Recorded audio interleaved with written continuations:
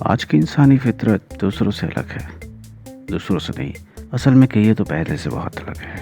क्योंकि आज का इंसान किसी को धोखा देने में थोड़ी भी चूक नहीं करता, ना ही वो सोचता है बस उसका अपना मतलब निकलना चाहिए, तो किसी को धोखा देने में कोई शर्म महसूस नहीं करता।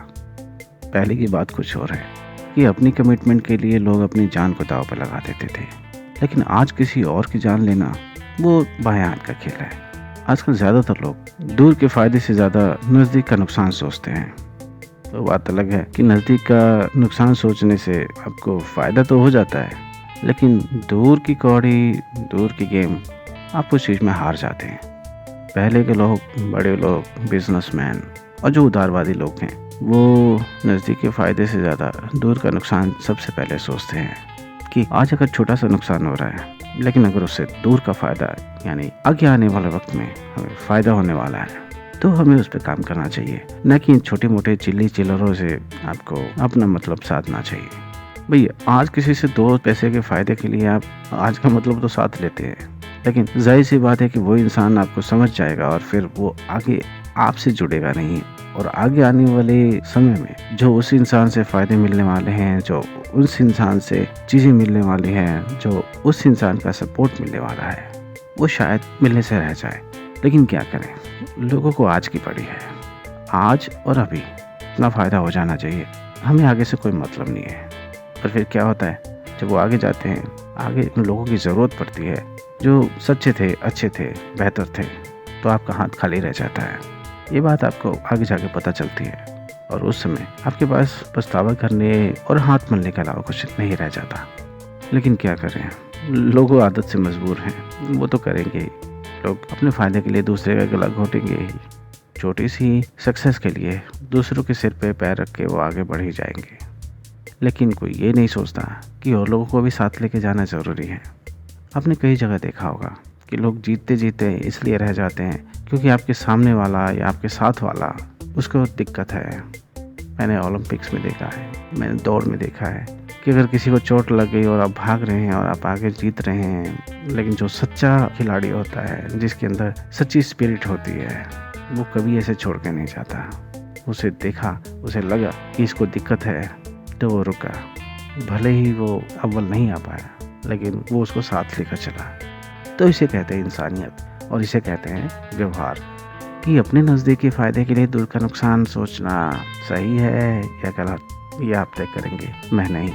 क्योंकि मेरा काम है आपको चीज़ें बताना, दोनों के बीच में फ़र्क करना। अब क्या चीज़ आपके हिसाब से सही है, क्या आपको अच्छा लगता है, क्या आपको करना चाहिए, वो आपकी इच्छा है। मेरा क्या है, मुझे तो बस आपको चीज़ों के बीच में फ़र्क बताना है, बाकी काम आपका है। अक्सर हम अपने बच्चों को किसी चीज़ के लिए सीधे मना कर देते हैं या सीधे हाँ कर देते हैं। हम उनको उन चीज़ों के बीच का फ़र्क नहीं बताते। अगर कोई चीज़ बच्चे गलत कर रहे हैं तो हम सीधा कहते हैं कि ये चीज़ नहीं करनी, मत करो। और बच्चे बहुत क्यूरियस होते हैं, बहुत जिज्ञासु होते हैं, और उनको इस तरीके से उनका मुंह बंद कर देना और इस तरीके से अपने ऑर्डर्स को थोपना, वो उनके लिए एक ख़राब चीज़ होती है। वो उनको कभी डेवलप होने ही नहीं देती। क्यों? क्योंकि उनको ऑर्डर मानना, फॉलो करना, डरना, सहमना, ये सारी चीज़ें करनी पड़ती हैं। क्या करें, मजबूरी है। ये मेरी एक पुरानी वीडियो का टाइटल भी है, आप उसे भी देख सकते हैं। जी हाँ, क्या करें, मजबूरी है। जब एक माँ अपने बच्चे के लिए बहू ढूंढती है या उसकी शादी करती है तो बहुत ज़्यादा खुश होती है, बहुत ज़्यादा, इतनी ज़्यादा कि उसे इतनी ज़्यादा खुशी कभी मिली नहीं होती है। लेकिन साथ ही उसको ये भी पता होता है कि अब शादी के बाद उसका हक अपने बेटे पे ख़त्म हो जाएगा और कोई और उसके हक को ले लेगा और उसका बेटा अब उसका नहीं रहेगा। लेकिन क्या करें, मजबूरी है। तो अपने बच्चों को अगर किसी चीज़ के लिए मना कर रहे हैं तो उसके फ़ायदे या नुकसान, या फिर अगर आपका बच्चा कुछ गलत कर रहा है तो उसको ये बताएं कि बेटा या बच्चे, आप अगर ये चीज़ कर रहे हैं तो इसमें ये चीज़ है जो इसको ख़राब बनाती है, या लोग पसंद नहीं करते हैं, या इसको सही नहीं माना जाता है, या इससे सही फ़ायदे नहीं होते हैं, या सही चीज़ें नहीं होती हैं, इससे ये नुकसान होता है। तो जब 2 चीज़ों के बीच में फ़र्क बताएंगे तो आपका बच्चा दिमाग लगाएगा, समझेगा, जानेगा, क्योंकि वो चीज़ें सीख रहा है। और 99.9% केसेस में आपका बच्चा सही डिसीज़न लेगा, लेकिन आपको उसको बताने की ज़रूरत है। और अगर आप नहीं बताते तो बहुत दिक्कत होने वाली है। तो ये सारी चीज़ें हैं, इनको समझिए, जानिए और सही डिसीज़न लीजिए, सही चीज़ करने की कोशिश कीजिए। दूसरों को धोखा देने से बचिए। आप फ़ायदा करें या भले ही फ़ायदा ना करें, लेकिन आप किसी को धोखा ना दें।